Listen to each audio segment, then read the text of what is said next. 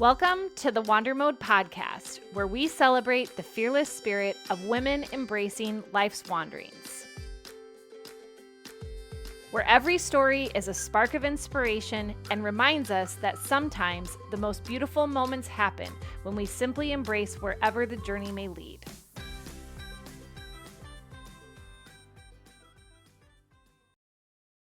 Today, I am talking with Carin Luna Ostaseski. She is the founder of Hot or Just Me. I love this title so much. Maybe it's because of the phase of life that I am in, not really sure. But she has an online shop and a go-to resource for managing perimenopause and menopause systems and life experiences. And we had a really cool conversation because she was also a founder of a whiskey company. And so she has a ton of life experience, not only in business, but also personal experience in going through perimenopause, menopause herself. And now she is helping women navigate that same period in their life. I cannot wait for you to have some takeaways from this conversation and also to pop over to her website to have some much needed relief, perhaps, for the things that you're experiencing in your life. It's, I think, a conversation that I'm getting used to hearing more of as we talk about menopause and some of these midlife things that women are navigating. And I feel like more women are being brave about having some of these conversations. I'm hearing more podcasts talking about it.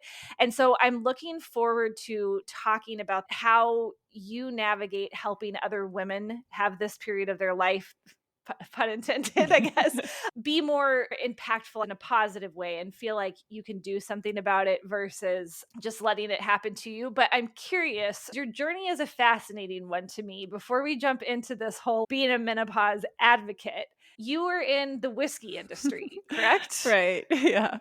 Okay, so can you tell me a little bit about that world? I know it's so random, but it's funny enough. This is actually my third act in life. I'm 47, and my first 17 years as a working professional was as a graphic designer and a creative director. And I just stared at computer screens all day long, designing things so other people could stare at their screens. And there came a point in time that I was just kind of, sick of doing that. It was feeling inauthentic to me.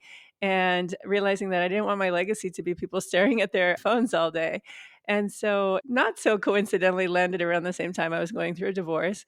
And that kind of shook me to my core and made me kind of like, okay, well, who am I alone? Right. And where am I not finding joy as well? So, finally took that leap and said, it's time to start that business I've been brewing in my head for the last 3 years. I was finding a lot of joy over a glass of whiskey with people and spending these moments in real life, having connections, and realized I wanted to leave that behind in the world. So, not knowing anyone in the liquor industry and not coming from a Scotch family or a very wealthy family at that, I, started saving up money and eventually used a Kickstarter campaign to crowdfund CS Scotch whiskey. And that made me the first woman in history to ever create a brand of Scotch and also the first Hispanic person to do so as well. And yeah, I mean, the whiskey industry is wild, right? It's a mostly male dominated space. And me being in the Scotch industry in particular, it's a very small old boys club. And so breaking in was very, very challenging. It took 80 rejections before I finally got someone that could open a door for me. And eventually, yeah, off to the races, grew that brand to success and then eventually acquisition. So I have to ask, as a fellow entrepreneur, where did you find the determination to keep going through 80 rejections? Like when you pause to think about that, it's like, it's not like that all happened at once, No, right? It's not like it was just like, oh, 1 month of 80 rejections and it's okay. I'm going to move on the next month.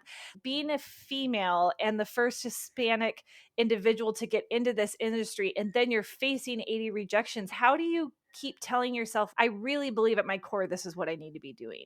yeah, I mean, it's wild. I think there's a balance of stubbornness and determination, but just also this belief that you want to create this in the world and that it needs to exist. And for me, it was whiskey that could introduce more people to this category, that could shatter this notion that all Scotch is smoky, that it's all just an old man's drink. I really wanted to bring this beautiful spirit to a younger generation, a more diverse generation, to women as well, and really just kind of share this spirit that I love so much with the world.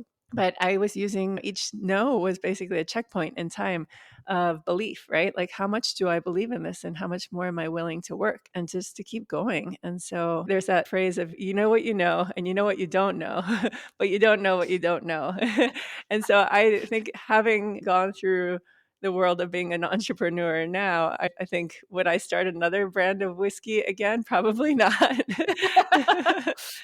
Like, that worked out really well for me on the first one, but, like, do I really Exactly. want to experience that again? I don't know. Yeah.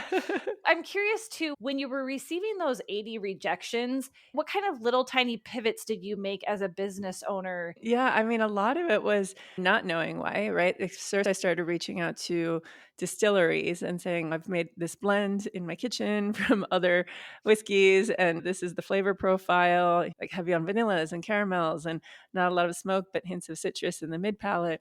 And some people would say, oh, no, we don't do contract blending. So I'd instantly like Google, what is contract blending?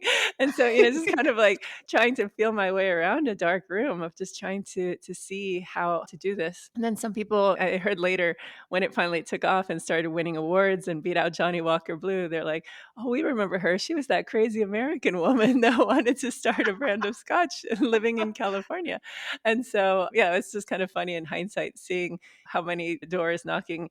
And I guess in a really interesting twist of fate, it was actually two women that opened that first door for me. It was a set of sisters that were taking over their father's Scotch importing business.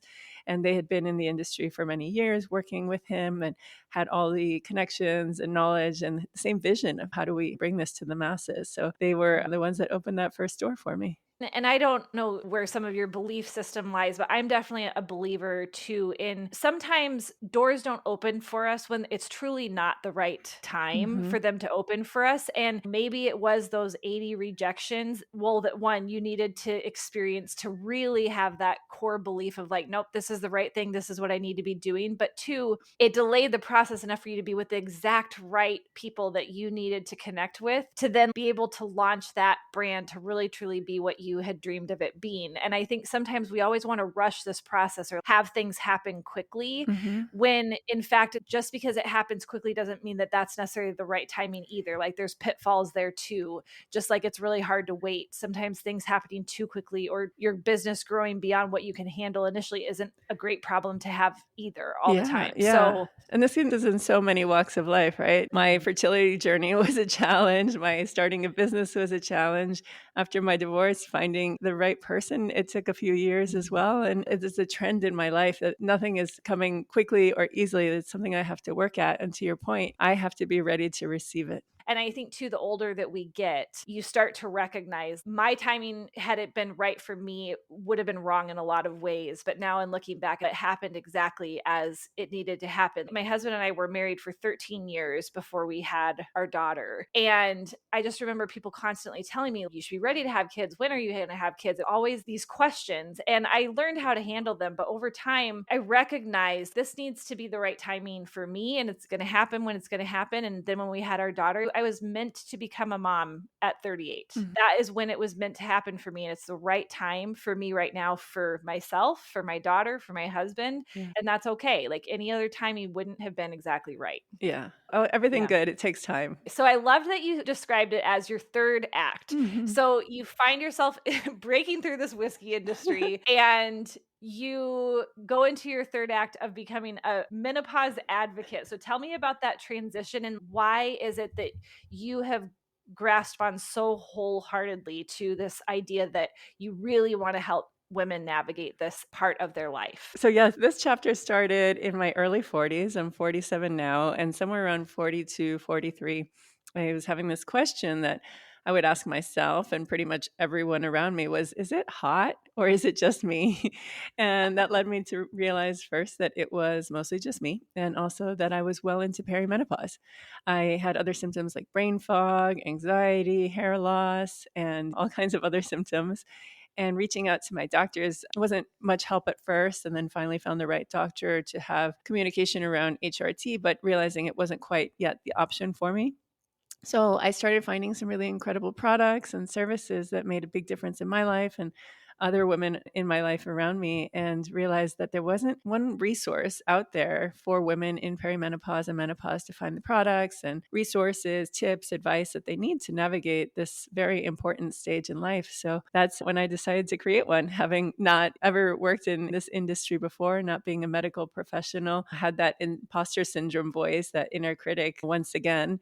But I've learned to kind of silence that a little bit more through the years and really just believe in it, because I truly think that women are looking for support and advice and community during this phase in life. Especially when you look back, it's been such a taboo topic, and I think anytime you can't really be honest about different things that you're experiencing, you suffer in silence, Mhm. and you don't often recognize then the 10 things that you could be doing that worked for someone else because you haven't even talked about it with anybody else in the first place, and then in addition, you're making it harder on yourself because you're not finding access to these things that would make something so much better. Because I have to tell you, being 41, I have been experiencing some things the last few months. And then I had a girlfriend who is way further down the road in perimenopause than I am. She's about to turn 50.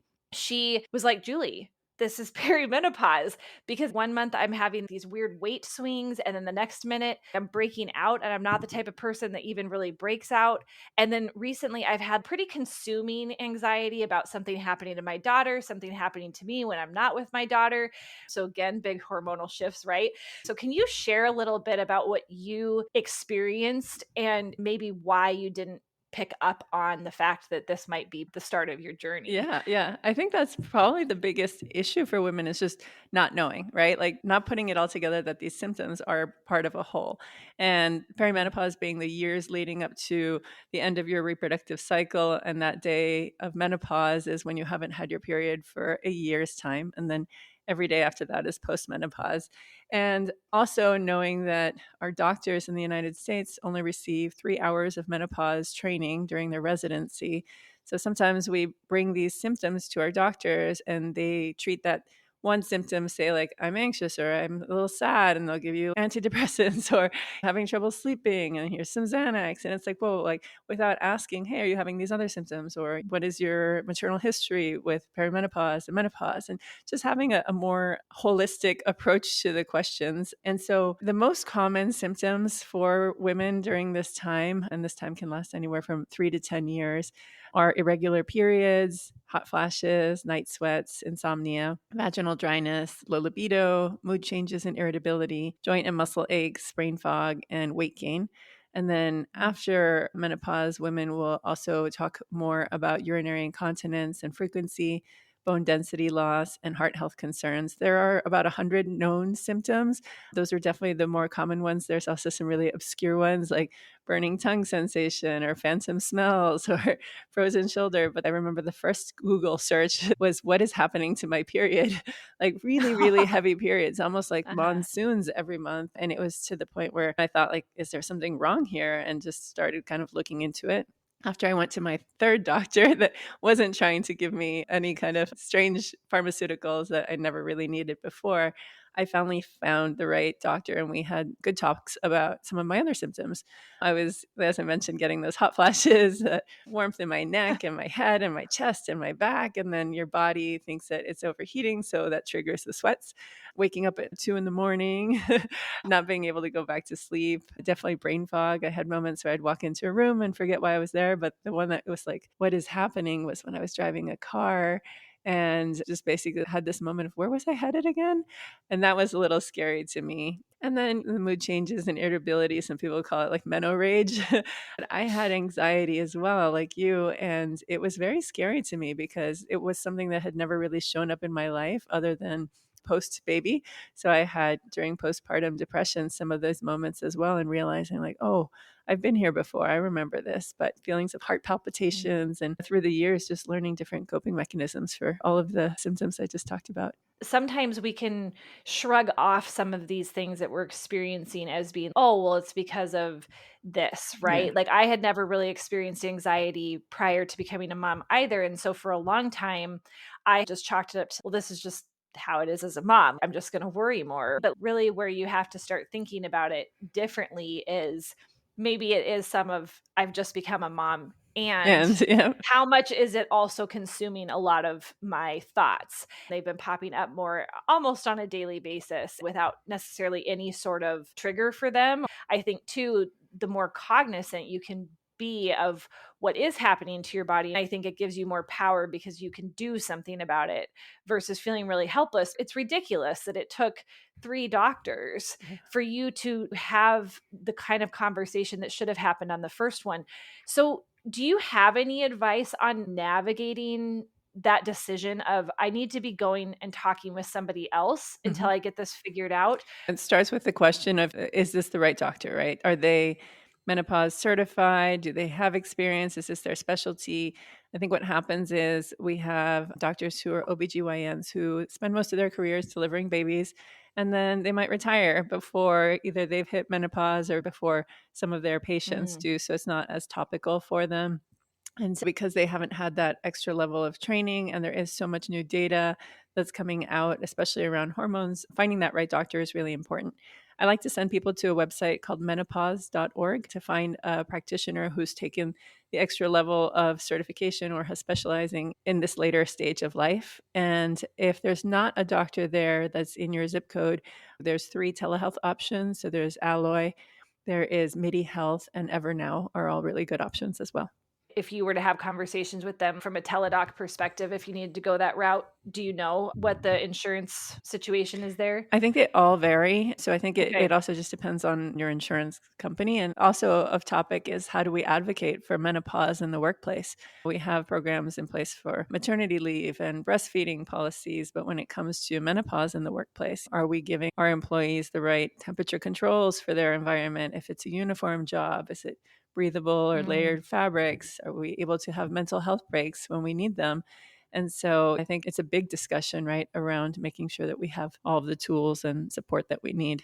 You want to show up and be your best self at work. Yeah. And just because you're experiencing this doesn't mean that you should somehow have to hide it or be shamed. That is such a valid point of bringing more awareness to workplaces and what systems or I guess processes need to be in place to help women who are in that phase. Because if a lot of it is starting at 40, you got a lot of Oh, years yeah. before you're retiring, and you're probably running the gamut Mhm. of the whole experience before you've even retired. Exactly. Wow. Okay. So, what have some of your conversations been with the other women that you know around perimenopause, menopause, postmenopause, and things that have been helpful for them? Yeah, I think a big one that we talk a lot, I kind of call it girlfriend medicine as an expression because we talk to each other and compare notes, right? In our communities, is this normal? Is this happening to you? Or you have that older friend that's kind of been through it and says, oh, this is coming, or watch out for this. And so it's just a fun ride that way. But one of the things, especially because I'm in a community of moms that we talk a lot about, is sleep. And sleep, I think, is the magic bullet, right? If you think about having a bad night of sleep, the next morning you have the brain fog, you have memory concentration issues throughout the day, you're kind of groggy and grumpy, so you're a little bit more irritable than usual. You probably make bad food decisions and you skip the gym so you don't get that endorphin Mm. boost that we need for maybe controlling something that might have not made us so triggered or anxious. And when it comes time to be with your partner, you're just not in the mood. So if you kind of go back from this domino effect and your rewind machine and you think if I had just had a good night's sleep, all of these things could have been avoided. So a big one is just how do you optimize for a good night of sleep? And we have a lot of this on the website in the tip section and products for insomnia and fatigue, but a lot of lifestyle changes. It's funny being someone who was in the alcohol industry for almost 10 years and now telling people to drink and now I'm telling people maybe drink a little bit less or maybe just be a day drinker and, skip that night cocktail or night glass of wine because you'll have some of those 2 a.m. wake ups when your liver is processing coupled with insomnia and having to go to the bathroom and then you can't go back to sleep. So cutting out alcohol later at night, cutting out caffeine during the day. So maybe just that morning cup of coffee and nothing else if you can limit that.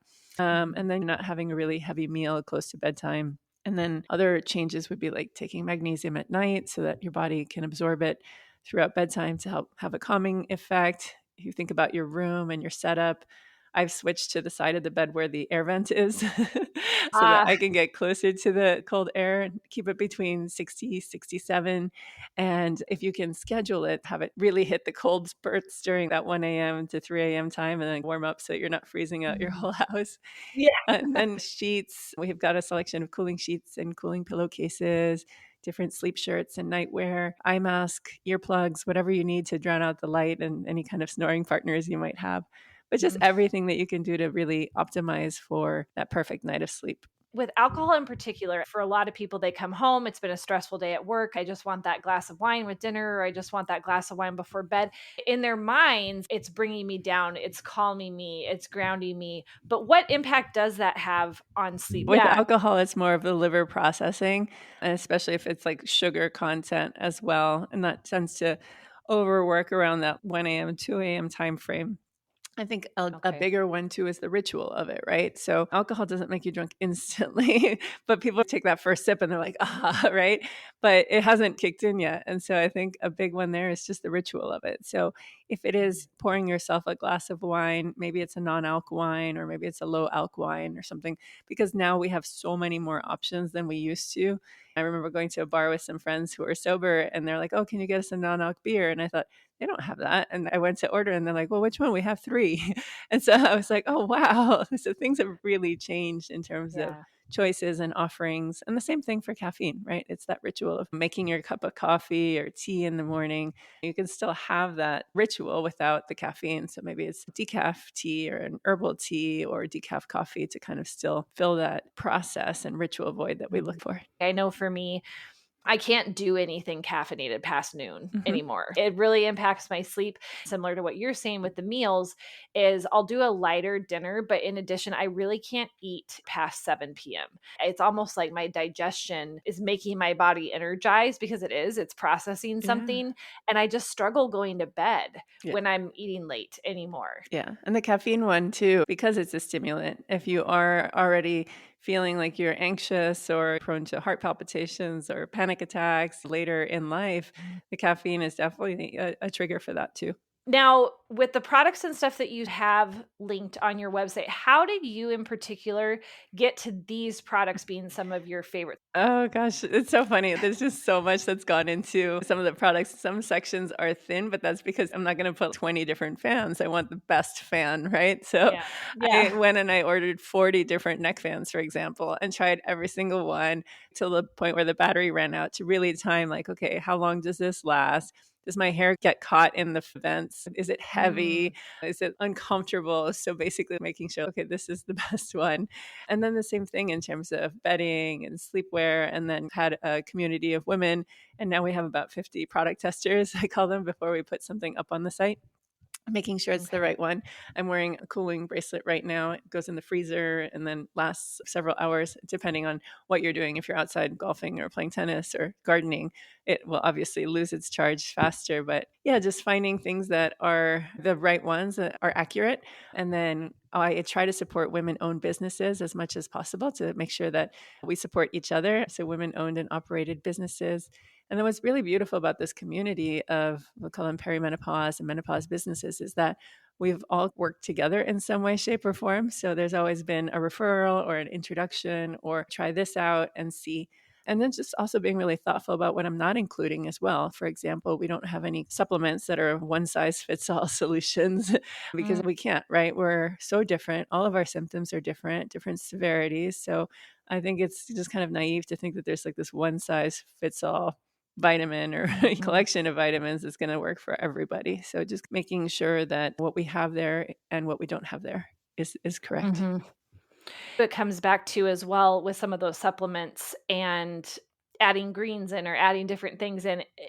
Too much of a good thing can also be a bad thing. I just had this conversation with some of my girlfriends. We had talked a lot about some supplements and like, oh, add these greens or add these superfoods or whatever to your breakfast smoothie. And so several of us did.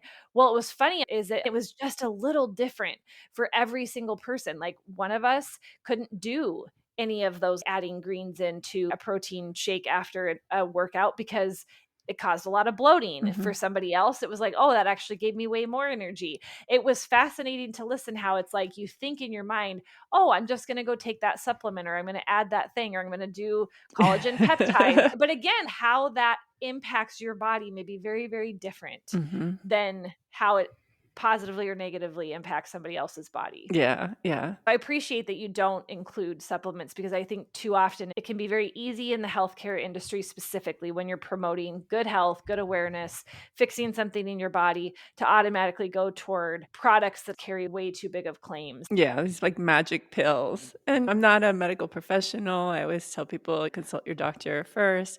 Also, just be really curious about what you're putting into your body. Where does it Yeah. come from? What are the different proportions that are inside of this mix, right? And so figuring out, am I taking too much? Is this something I can supplement with diet? And yeah, just being a little bit more curious about what's inside of this thing that we're putting into our vessel. Now, do you have a community side to your business as well? Is it primarily product focused, or do you also have a place where women can go to find community in some of these conversations around menopause, perimenopause?